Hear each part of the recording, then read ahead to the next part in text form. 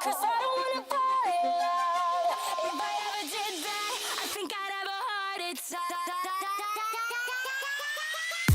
Never put my love out on the line.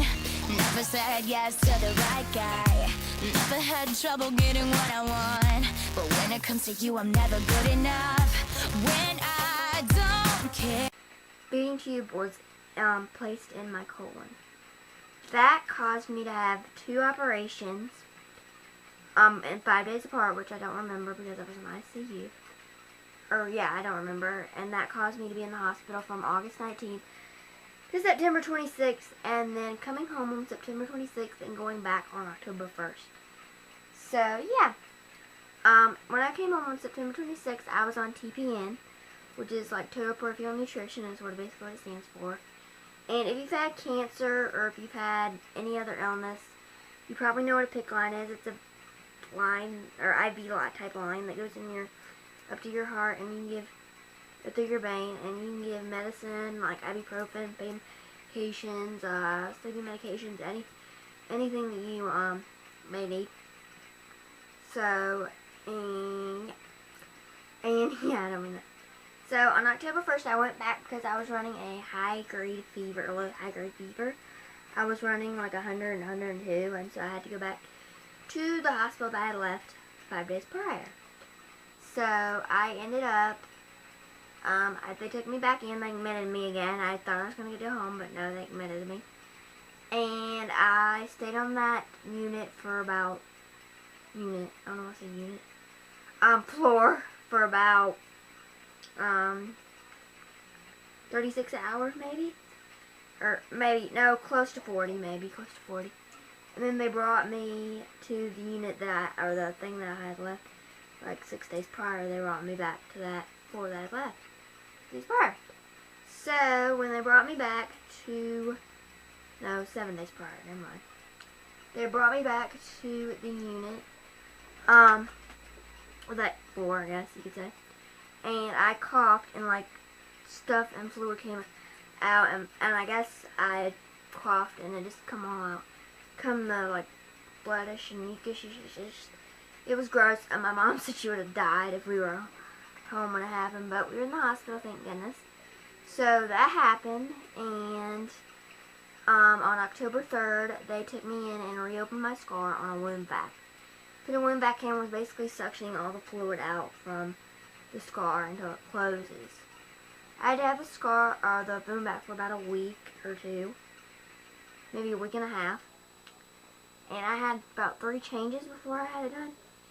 And I'm going to tell you guys, and I'm not going to sugarcoat it, and I'm not going to lie about it, because I don't like to sugarcoat. My mother has never sugarcoated anything for me. The wound vac is the most painful thing that I have had to go through. So far. I mean, hopefully I've never anything, but so far, I would have rather had my feeding tube changed once a day than go through what I had to go through, that thing. It's tape, and it goes off your skin, and your skin's already rough from the tape being on there for 2 or 3 days. It just hurts, and I can't explain it. But anyway, after I got that, I got a little bandage, and I was able to put that on for a while, and then I got the bandage took off by like maybe middle of November, beginning of November. I got the bandage took off, and then I got to come home, or then I kind of got back to normal. So yeah, and I want to do a next video talking about how I've been dealing with all this, dealing with it all. Now the previous part has been like what happened, how I was. And I'm talking fast because I come over outside. But how I've been dealing with it from November on, I was pretty much not in the clear, but pretty much I was okay, and I was out of the woods by November. But even though I was out of the woods health-wise, I wasn't out of the woods emotional-wise. I had, even being in the hospital, I had a lot of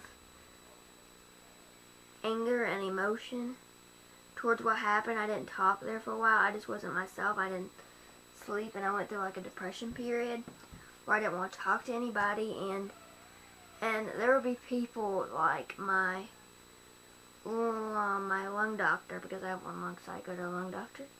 And he was like doing rounds that day on that floor that I was on. And he came in to talk to me, and I didn't want to talk to him. And I went back after my operation. I was like, I'm so sorry I treated you that way. It wasn't myself, because I normally talk to all my doctors. I'm very open with all my doctors. So that wasn't normal for me to like not want to talk to one of my doctors. So yeah, and I came home, and of course I was mad. Of course I was upset. And I cried all the time when I get my bandage wound back changed.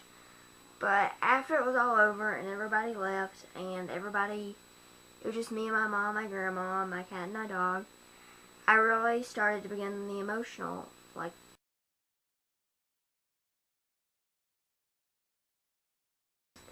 petty stuff that didn't used to make me cry anymore, because I just have so much emotion and anger built up because of what happened, because how normal I was. And it's kind of there's another part to it, but I don't really want, and it's just not getting to see my friends, not going to school.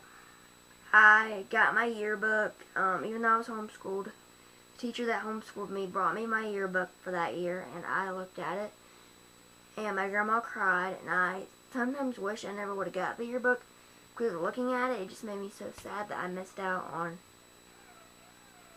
that year. So yeah, I'm still dealing with it, so this is my kind of 13-month update. I don't know if I'll ever be the same as I was before I had everything happen.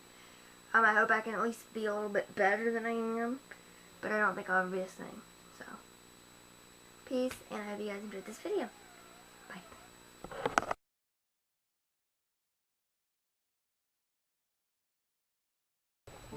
This is my 13th month update. Yeah, hold on. Hey guys, this is me, Courtney. I know I keep filming and refilming, but I can edit now. I don't wanna be left behind.